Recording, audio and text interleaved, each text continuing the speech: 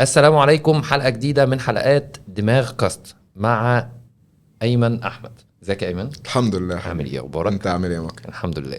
يعني طبعا انا تعبت جدا عشان اوصل ان انا اسجل معاك. معلش ان شاء الله انا بقيت اسف، انا مشهور ما شاء عارف. الله. لا لا لا، ولا مشهور ولا حاجه. طيب خليني ابتدي معاك اسئله على طول لان انا عارف ان انت عندك حاجات كتير النهارده. اتفضل. هسالك اول سؤال. ايمن احمد في دقيقه. طيب انا اسمي ايمن محمد احمد. كنت شغال في الامارات، فهم اللي بياخدوا يعني الاسم الاول والثالث، فسموني ايمن احمد. خريج كليه الحقوق. انا من زمان قوي بحب شغل الموبايل والكمبيوتر، يعني كانت عندي هوايه. كان والدي جاب لي لما نجحت في الاعدادي، جاب لي كمبيوتر، وابتديت ان انا ادخل على الكمبيوتر. واول لما نزل الموبايل في مصر، شفت مع اصحابي. ما كانش عندي موبايل، فشفت مع اصحابي اللوجو والنغمات والحاجات دي، فالموضوع شدني وحبيت ان انا ادخل فيه، اعرف ازاي بيتعمل. دخلت بحثت على الانترنت. كان الانترنت اياميها بقى 037 5000 بكروت وبتاع.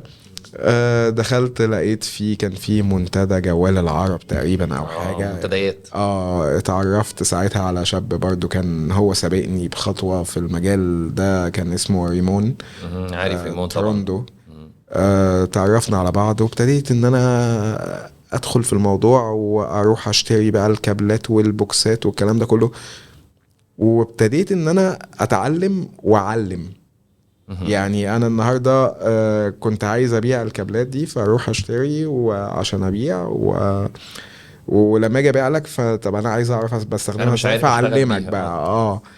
فابتديت من سنه تقريبا 98، اخر 98 99 شغل في الموبايل. وفتحت اول محل ليا سنه 2005 لحد اواخر 2007. بعد كده سافرت على الامارات. استنى. ها. في حته عشان انا حافظ تاريخك. ايه. انت كنت شغال سوفت وير في الاول؟ كنت شغال سوفت وير وهاردوير خفيف قوي، اللي هو سوكت شحن، زرار باور. كان زمان في تغيير الليدات بتاعت الموبايل عشان نغيرها من تغير الاخضر النور. للابيض. بس انما ما كنتش يعني كنت حاولت ان انا اشتغل في الاي سيهات، وكنت ببوظ اكتر ما بصلح. انتقلت ازاي؟ نجحت ازاي في الهاردوير؟ لما دخلت نوكيا، لما سافرت الامارات، آه، وجالي يعني ده فضل وكرم من عند ربنا ان انا اتيحت ليا فرصه ان انا اشتغل في شركه كبيره زي نوكيا. نوكيا اياميها كانت اكبر شركه طبعا. بتبيع موبايلز. فانا جات لي فرصه لانترفيو. انا خريج حقوق مش مهندس. فالحظ يعني اداني فرصه، او توفيق ربنا اداني فرصه ان انا اشتغل في شركة نوكيا.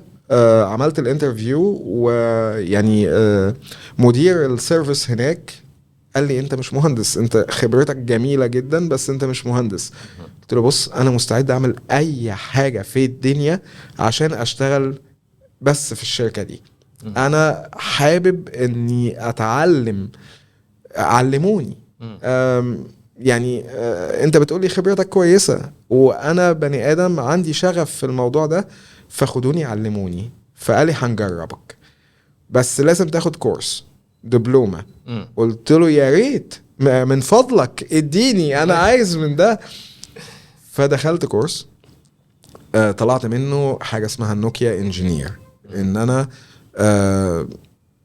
هم مسمينها نوكيا انجينير، انما انا ما درستش هندسة 5 سنين والكلام ده. هنعتبرها نوكيا اكاديمي، يعني هي بالظبط، طبعا هي كانت نوكيا. فعلا اسمها نوكيا سيرفيس سنتر، او كان سوري، كان اسمها نوكيا اكاديمي.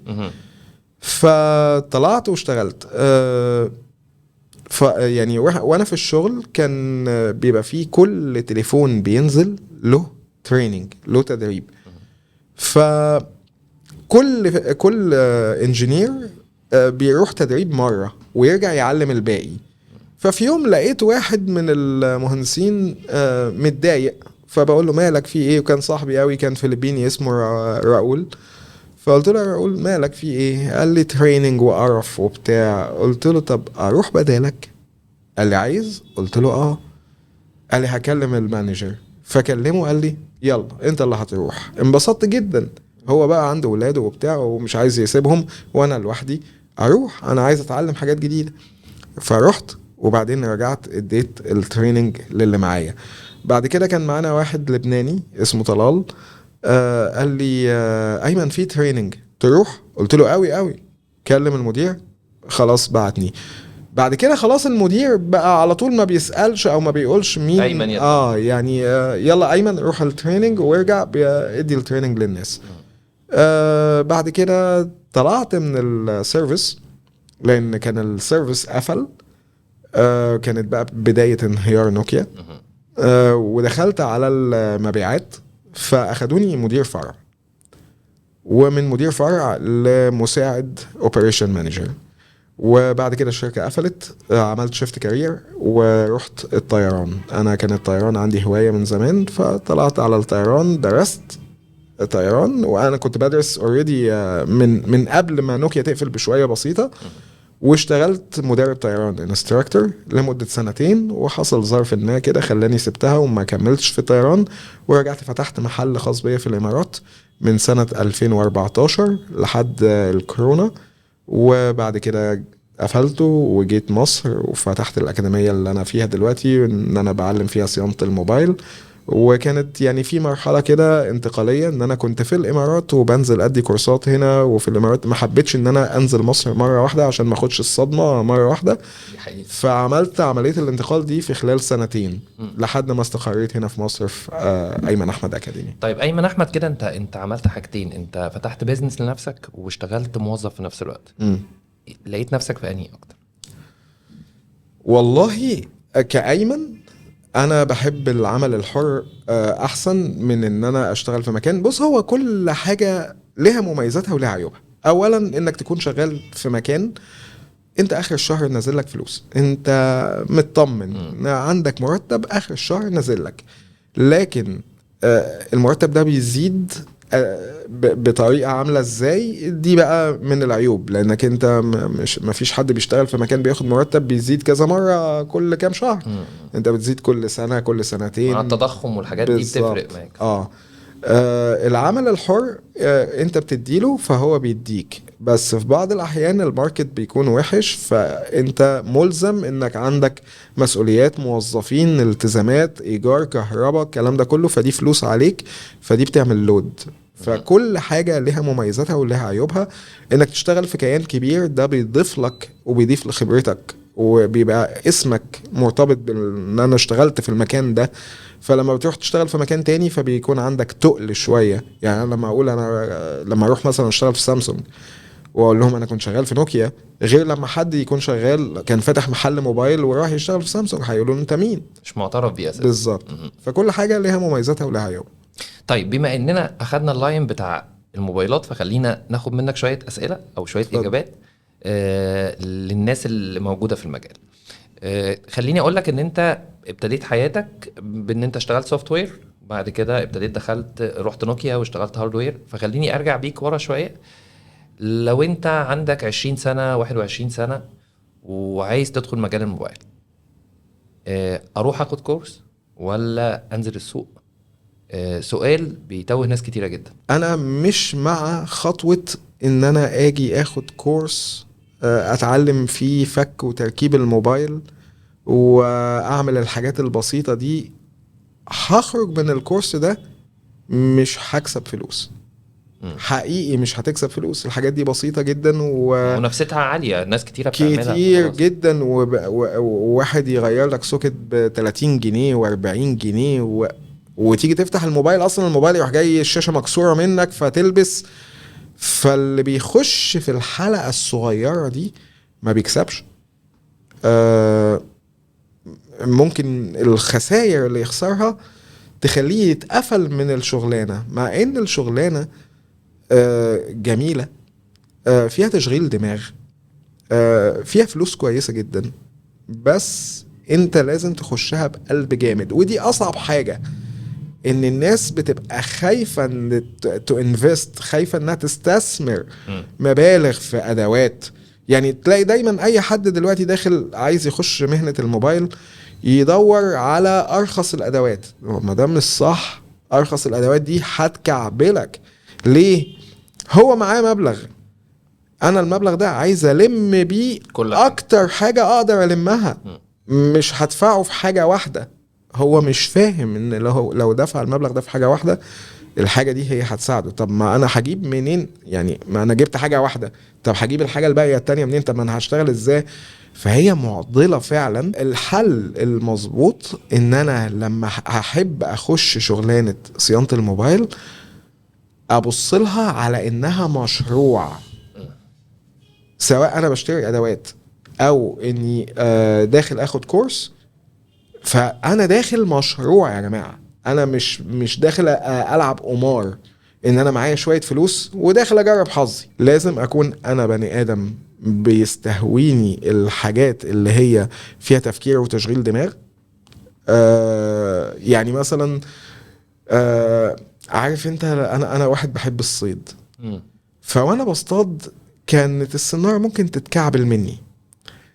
اي حد كان بيتضايق جدا من الموقف ده، انا كنت ببقى مبسوط جدا وانا قاعد بفك العقد والكعبله دي، وعندي صبر ان انا اقعد افك العقد والكعبله دي. كلمة سر الصبر، اه لان انت ممكن تقعد على تليفون تشتغل فيه 3 4 5 ساعات ثبات انفعالي ايام وصبر. ايام حقيقي. في ناس تقول لك انت ازاي مدرب وانت ازاي بتعلم الناس وفي نفس الوقت تقعد على تليفون 3 4 ايام مش عارف تحله. ما هو انا مدرب مش ساحر، انا مش ساحر. وده جزء من المهنة دي. لو انت ما عندكش صبر ما تخشهاش، لو انت ما بتحبش الحل المشاكل ما تخشهاش، لان هي دي شغلانة اصلا بتعتمد على حل المشاكل وتشغيل الدماغ. دي حقيقة. فانا بديك كده يعني هنت لمين اللي ينفع يشتغل وينجح كفني صيانة موبايل ومين اللي ما ينفعش، عشان اوفر عليك. لان في ناس تقولك ايه، انا عايز اخش كورس كده صغير اشوف انا هنفع في المهنة دي ولا لا. انا بوفر عليك اهو وبقولك مين اللي ينفع ومين اللي ما ينفعش. انت بتتكلم على انفست، فانت لازم تبقى من بالظبط. الاول ما تفتكرش ان هو الكورس انا خلصت خلاص، لا انا في حاجات تانية كتير المفروض تبقى معايا. فلوس ووقت ومجهود، الثلاث حاجات دول.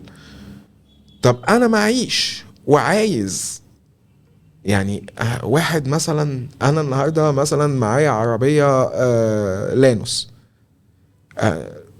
نفسي في بي ام تسمعيش؟ بس معيش، بس عايز.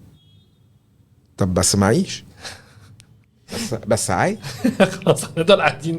هتفضل قاعد كده. طيب انت هتشتغل على نفسك وحوش فلوس واقعد بالظبط. تشتغل. هو كده. انا بقول الحته دي عباره عن حلقه لو ما كسرتش الحلقة دي هتفضل طول عمرك كده.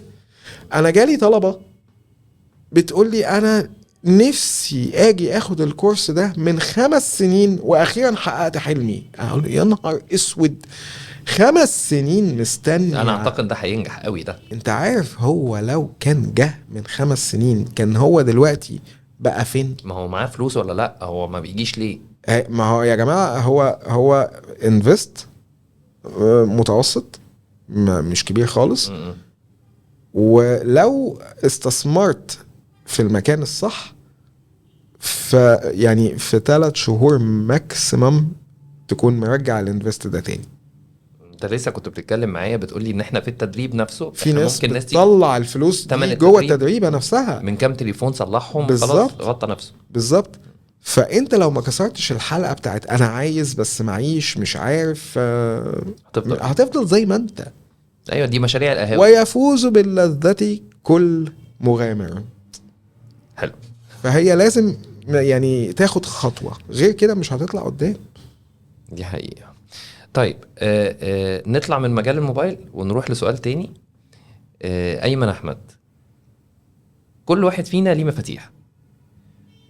مفاتيح أيمن أحمد إيه مبدئيا للرجال؟ بص، أنا شخصية مثالية قوي دايما. أنا مش مثالي لكن أنا شخصية بتحب المثالية وبتتطلع دايما للمثالية ونفسها ان كل حاجة تبقى صح في الدنيا. اللي يكسبني انا دايما ببقى عامل لنفسي كده دايرة او حدود مخلي الناس براها بقى، من كتر ما انا اتعرضت لمواقف في حياتي مش حلوة، مهم. فما بقيتش باخد على الناس بسرعة، وده مخلي الناس تقول عليا مغرور. هو مش غرور، هو خذلان، عشم ومش في محله. فبعمل دايرة حواليا كده ان انا مش عايز اتأذي. ف اللي عايز يكسبني لازم يعاملني باحترام، لان انا بعامل الناس باحترام. اللي يكسبني لازم يكون صادق قوي معايا، انا عندي سنسور تجاه الصدق. عايز تكسبني ما تبقاش داخل تعرفني عشان مصلحة، لانك لو انا حسيت منك انك انت جاي عشان مصلحتك وانا طز فيا، فانا في ناس كتير استغلتني، فبقيت ان انا احمي نفسي باني اول لما احس ان في حد ناوي يخش يعرفني عشان مصلحة اطلعه. فبطلعه بره على طول. طيب رديت على الرجاله، الستات يعني انت بالراحة. محسسني ان انا ايه يعني زير نساء ولا لا ايه؟ لا. بالراحه وركز في الاجابه، عشان اجابه الرجاله مفيش مشكله، الستات هتتحسب عليك. لا مفاتيح ايه الست اللي بالنسبه لك هي هتفتح خلاص بقت كده ايمن، يعني حاجه كبيره بالنسبه له. انها تكون طيبة، حنينة، فرفوشة، مش نكدية. انا بكره الست النكدية. هي ممكن تكون نكدية بعد ما انا احبها، انما نكدية من قبل اي حاجة لا. وانا ليه؟ انا راجل فرفوش جدا وبحب اعيش حياتي قوي، فانتي جاية تنكدي عليا؟ لا، مع نفسك. خليكي على جنب. انما لو انا وهي مرتبطين فعادي حقك تنكدي، وانا وحقك عليا ان انا استحمل. يعني انت عامل اكسبشن حلو. انا بالنسبه لي احنا بنضيع. خليني برضو اسالك سؤال، مش عارف هقلب عليك بيه مواجه يعني. اكتر من اللي انا قلته ده، انا كنت هعيط من شويه. لا يعني خليني اقول لك، ايه الصدمه اللي علمت في حياتك قوي واللي دايما بتبقى فاكرها؟ صدمه زي اسمه ايه يا ابن فاروق الفيشاوي قال لها غلطه. فعلا هي صدمه. لا ده صدمات بصراحه. انا حياتي كانت صعبه جدا على عكس ما الناس شايفاني. حياتي كلها اتخذلت كتير قوي. عشان كده انا ما بستناش حاجه من حد. عشان كده الناس بتشوفني متوحد، مع ان انا مش انا عكس كده خالص. بس ده كله علشان احمي نفسي، وعلشان انا اتخذلت كتير، فما بقيتش مستني حاجه من حد، بقيت اعتمد على نفسي. فالناس تقول لك ده انت مادي، انت ما بتراعيش، انت بتاع. جزء من حياتي اشتغلته بره، وتعلمت ان في الشغل شغل مفيش مشاعر ومفيش الكلام ده، فهي مش ماديه. انما الناس هنا في مصر عندها حته العشم والكلام ده. فدي انا اتعلمتها من بره. مش عارف طلعت بره الموضوع ولا لسه؟ لا موجود عادي. الصدمات كتير قوي يا مكرم، صعب ان انا افتكر صدمه واحده. وانا هفكرك بحاجه. قول. وانا ما اعرفش الموقف، بس انا هفكرك بصدمه ممكن تقولها. ايه الصدمه اللي انت لما وصلت عندها قلت بعد كل ده يحصل كده؟ لا دي صدمات عاطفيه دي. دي صدمات عاطفيه. لا مش هينفع نتكلم اللي هو انت بتستثمر في علاقه، و فكرتني بموقف يعني ان كان في حد ارتبط بيا وكنا خلاص هنتجوز، والموضوع اتفشكل بسبب ان شركة نوكيا قفلت. واتاري ان انا بعد كل الاستثمار ده الشخص ده كان عايز يتجوزني عشان المكانة الاجتماعية اللي انا كنت فيها وبس يعني. بس دي صدمة صعبة قوي، لان هي جاية مع صدمة. دي حاجة من الحاجات يا مكرم، انا شفت كتير والله. طيب خلينا نحاول نفرفش شوية. أيمن في ثانوية عامة، ايه الاختيار اللي ممكن تختاره تعليميا لو رجعتك لثانوية عامة هتختاره؟ مهندس. كنت اتمنى اني ما ضيعش وقت كتير قوي كده احاول اتعلم المهنة اللي احنا شغالين فيها. انا بحبها، وقضيت وقت كتير قوي ما عنديش، عمال بلم في خيوط عشان ادرس المهنه دي بشكل مظبوط، مش من على النت، مش من فتي، مش من الكلام ده. فقضيت وقت كتير قوي. لو كنت انا فعلا دخلت ودرست هندسه، على فكره مش بقول ان الدراسة بتحدد مستقبلك، لا، هو بس في اساسيات وبيزكس معينة كده لو كنت عرفتها كانت هتساهم في التطور بتاعي بشكل اسرع. وده دايما اللي بقوله لما بنصح حد ان هو ياخد كورس.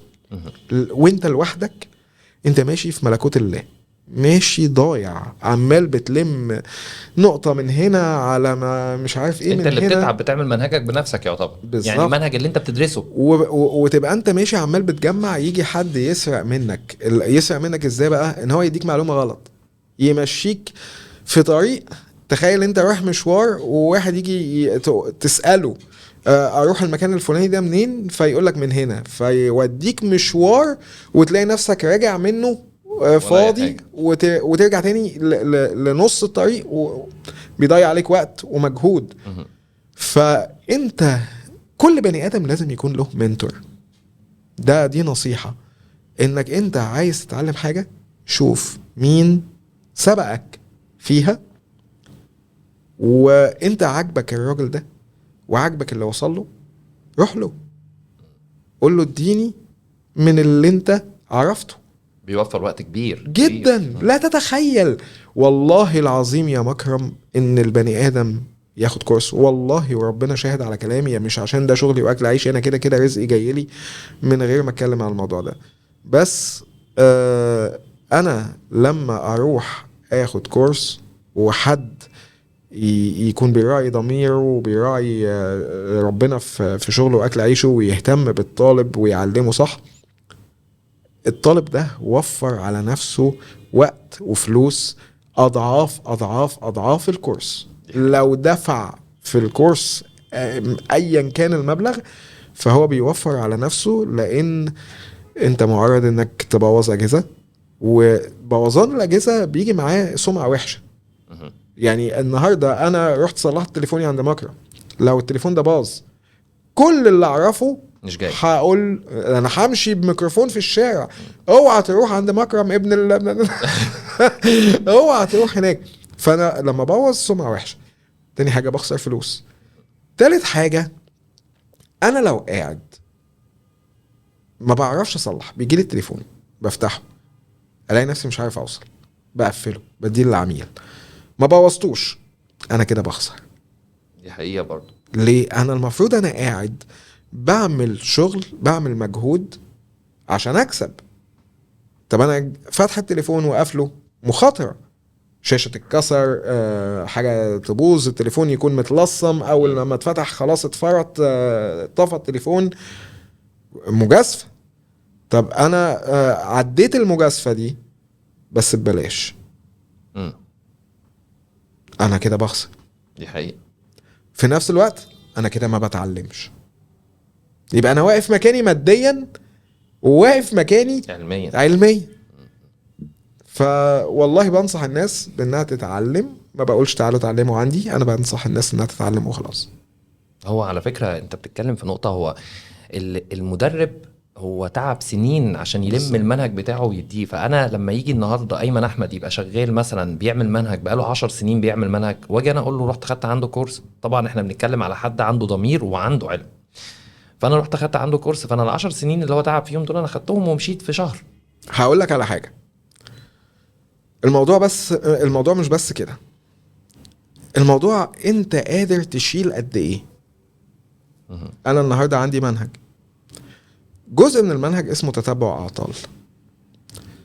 تتبع الاعطال ده بحر، ده هو الشغلانه كلها. يعني اكبر جزء فيها هو انك تحدد العيب، صح. تغيير القطع اي حد يقدر بالتكرار يتعلم، انما تحديد العطل ده مدارس، مش مدرسة واحدة. طيب تعالان انت واحد ابيض خالص ومش قادر تبذل مجهود في انك تذاكر، والموضوع فيه مذاكرة، فانت بتشيل على قدك. يجي واحد تاني هو عنده خبرة شوية وشغوف للموضوع وعايز يتعلم وجعان، ده بيشيل. ده تلاقيه قاعد بيسأل. في ناس ممكن تقعد تسأل أسئلة كتير بس تلاقي ان الأسئلة كلها مش منطقية، مش مستفيد منها. انما ده يجي يديك السؤال، انا كمدرب اتمزج. ليه؟ انا سؤاله بيبين ان هو فاهم، هو بيبقى وان هو جعان للمعلومة دي. بيبقى لايف معاك انت وانت بتشرح، هو تصور العيب وتصور كل حاجه، فبيروح سألك سؤال ودماغه مكانه. شغالة ودماغه نظيفة. انما واحد دماغه مش نظيفة، احنا ما ربنا خلقنا كلنا مش زي بعض يعني. كل واحد واخد رزقه 24 قيراط. بس المخ النظيف، في ناس مخها نظيفة وناس مخها سوبر نظيفة وناس مخها يعني ما فيش مخ اصلا.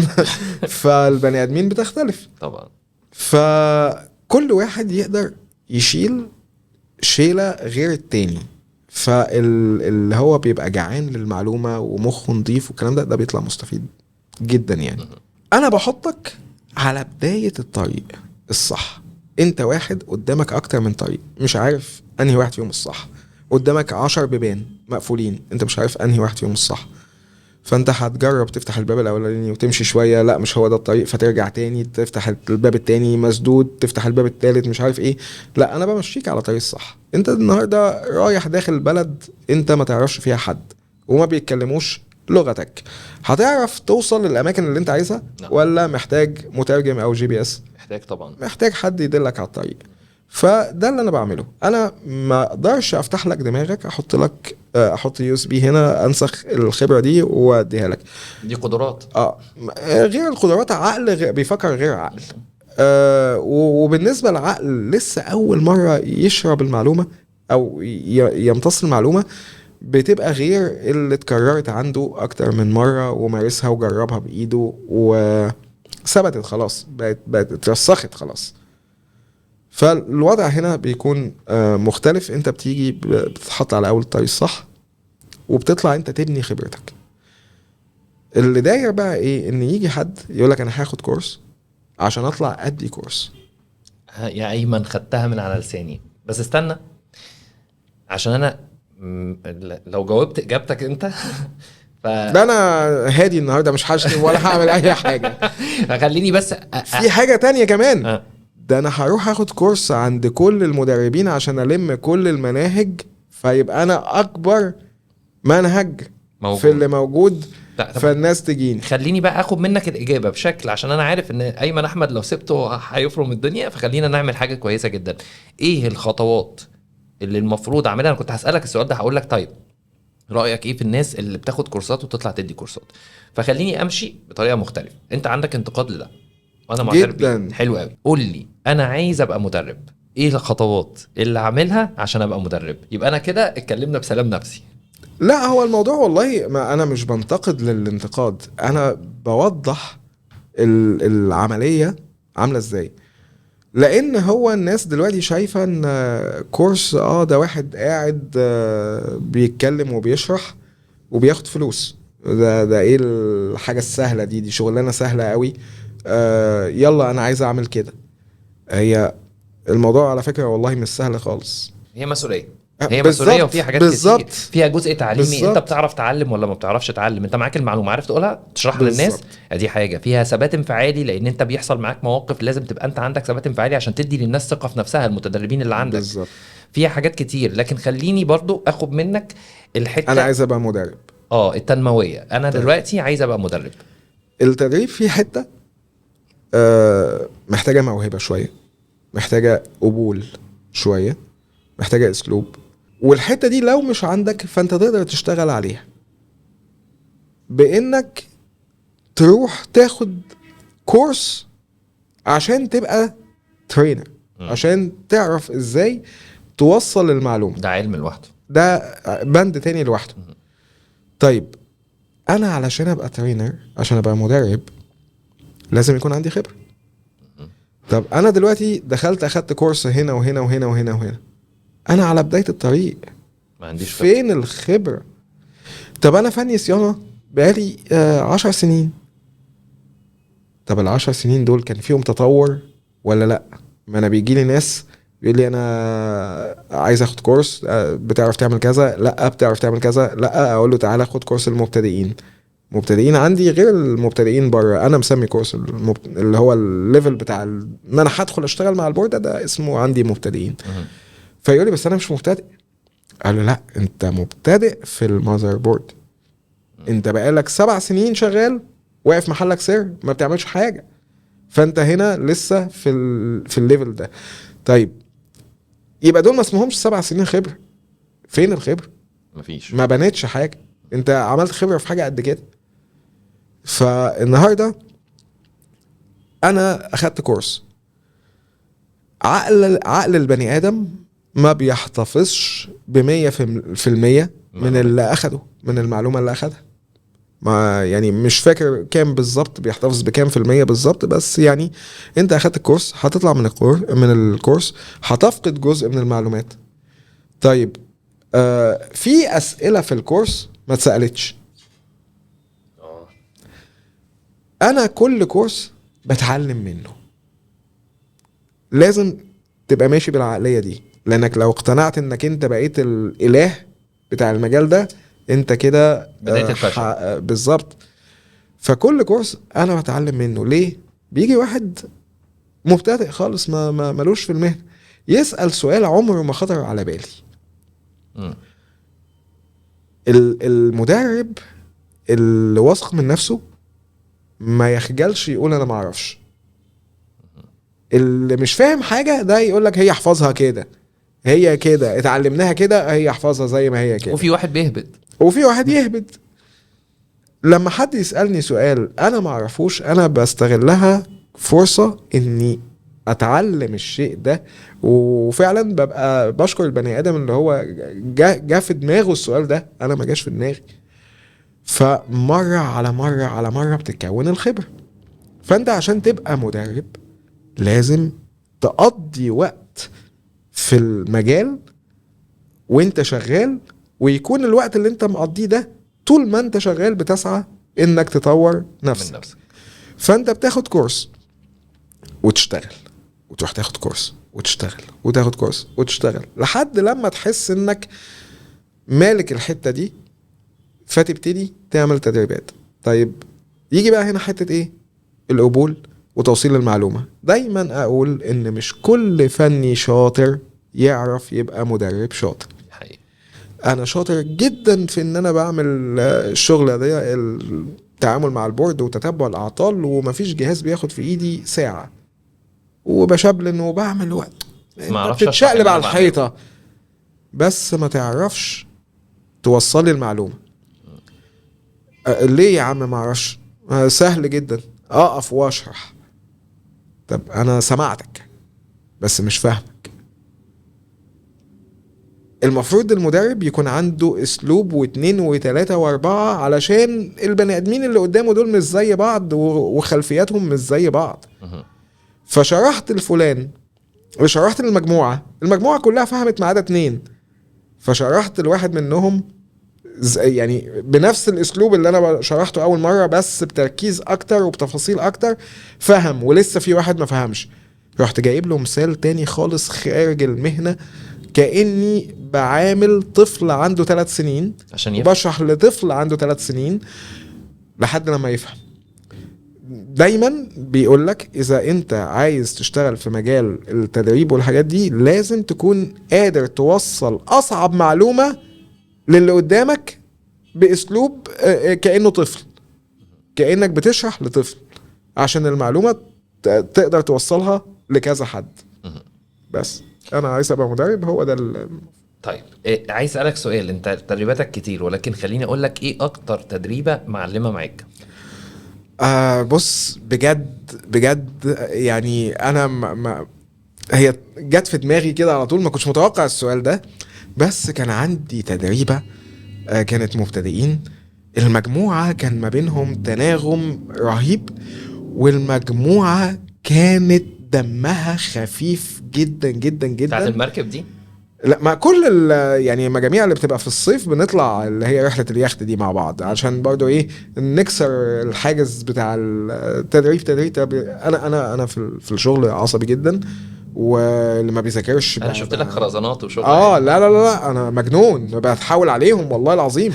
اصلك انت مسؤوليتي، انا بحس بالالتزام ناحيتك، وانك انت بعد ما تخرج من عندي انت شايل اسمي. انا عايز احافظ على اسمي. ده كاركتر المدرس، ده الحته اللي الناس كلها ما بتكتسبهاش بسهولة. انا عايز احافظ على اسمي. فالمجموعه دي بقى كان مجموعه دمها خفيف قوي، وهتلاقي انا عامل عليها كذا ريل على اليوتيوب والفيسبوك. كان فيها واحد سوداني بقول له ايه رأيك في الكورس؟ انا بنزل باخد لقطات كده وبتاع وبعمل دعاية، لازم الفيديوهات دي علشان الدعاية يعني تسويق. ف بيقول ان من غير كورس هتخسر فلوسك. انا يعني ما فهمتش الكلمة اول مرة، قلت له ايه هتخسر ايه؟ انت انت قلدك في السه. مع عمري ما شفت حد قلدك في السه، انت قلدك في السه. ومت ضحك. المجموعه دي كانت احلى مجموعه، ما حسيتش بالكورس خالص. الكورس كان لذيذ جدا، كان فيه طاقه. نفسي الكورس ده يتكرر، لكن في وسط الكورسات كلها ده ما حصلش غير مره واحده، ان المجموعه كلها دمها خفيف. كنا مبسوطين جدا كلنا مع بعض. انا ضحكت من قلبي مع المجموعه دي بطريقه ما ضحكتهاش في كورس قبل كده. طيب ايمن، خليني اخد منك اسماء 3 متدربين عندك علموا معاك. 3 باقيين ما يزعلوش، بس هم 3 بشكل في متدربين علمت معايا بشكل وحش. لا عايزين مش عايزين نفضحهم. لا. خلي طابق مستور. في عمرو المصري. عمرو المصري هو اوريدي هو يوتيوبر، وهو اوريدي اخد معايا كورس اونلاين، ومن الشخصيات المحترمة جدا جدا جدا جدا جدا. يعني شوف انا بقولك انا بني ادم طيب، لا ده اطيب مني. بني ادم يعني ما تحسش ان بقه ده يعرف يطلع عيبة. اخلاقه عالية جدا وشاطر جدا. فاول واحد عمرو المصري، قناته اسمها عمرو المصري على اليوتيوب. اللي فاكره تاني برضو معاذ، لان معاذ كان شاطر جدا وقت الكورس، لدرجة ان هو كان بيخليني ادخله في تحديات. اللي هو ما برضه هو جاي لي، هو كان مستواه عالي، هو كان جاي دورة ممارسين ومستواه كان كويس، فمستواه كان اعلى واحد في المجموعة اللي هو فيها. فكان اقول التمرين يا جماعة اعملوا التمرين ده، هو يخلص اول واحد. فعلشان كده كان بيخش معايا في تحديات، وانا بقى المدرب بقى، انت ايه بقى ولا يلا. فمعاذ برضه من الشخصيات الكويسة، وهو شغال معايا دلوقتي. الشخصية الثالثة خليها مش مصرية، سلطان من السعودية. سلطان اخد معايا كورس في الامارات، واخد معايا كورسين هنا. جا مصر مرتين. ومن الشخصيات العفوية جدا جدا جدا جدا والطيبة جدا جدا شفت له فيديوهات ده برضه. كان في فيديو وانا بصور معاه نجح في حاجة، فطلع يجري في الصالة وانا كنت بصور. انا اتفاجئت من رد فعله، فبرضه من الطلبة اللي ما تتنساش. طيب ايمن احمد، قول لي حكمة انت ماشي بيها في حياتك. اتقي شر الحليم اذا غضب. يعني بجد مش معنى انك تلاقي ان اللي قدامك صبور وطيب انك تضغط عليه. انا واحد من الناس ممكن استحمل، افضل استحمل واكتم في نفسي بس اللي انا بكتمه ده لازم في يوم يطلع، لازم يلاقي مخرج. فساعات بيطلع على ناس ملهاش ذنب والله. ولو طلع على الشخص اللي هو كان سبب في ان انا اشيل في نفسي ده، فرد فعلي بيكون شر الحليم بقى. شر الحليم ده حاجة صعبة قوي قوي قوي. انا في مواقف حصلت معايا انا نفسي خفت على نفسي وخفت من نفسي. ودايما اقول للي قدامي يعني ما توصلنيش للدرجة دي، لاني انا فعلا بتحول لبني ادم وحش، ببقى حد تاني خالص. فيا جماعة اتقوا شر الحليم اذا غضب. طيب حاجة أخيرة عايز أخد منك، أنا معرفش أنت بتعمل ده ولا لأ، دي حتة معرفهاش في اتيتيودك، ولكن هل أنت بتسمع لحد أو بتقرأ لحد أو بتحب تتفرج لحد على الميديا؟ انا باخد حتة من كل حاجة. يعني من كتر ما انا بقرا او بسمع فيديوهات وبودكاست والكلام ده كله، انا مش حافظ اسامي الناس. يعني انا برضو اخويا كان يقول لي كده، يقول لي انت ما بتحبش مطرب معين، انت بتحب اغنية معينة، وبتحب اغنية من ده واغنية من ده وشعبي ومهرجانات وكلاسيك ومش عارف ايه. فانا ما بحفظش اسامي حد معين، انا باخد من كل بستان وردة. حلو. ايمن تعبتك معايا النهارده، حبيبي اكيد هيبقى شرفتني. في لقاء تاني بينا ان شاء الله. نشوفك على خير ان شاء الله. بإذن الله. يعني كنا النهارده جوه دماغ ايمن احمد، ان شاء الله باذن الله نشوفكم في لقاء تاني، ويا رب يا رب ان شاء الله بالتوفيق لايمن في ربنا حياته. يخليك. شكرا ليك يا ايمن. شكرا يا مكان، شرفتني.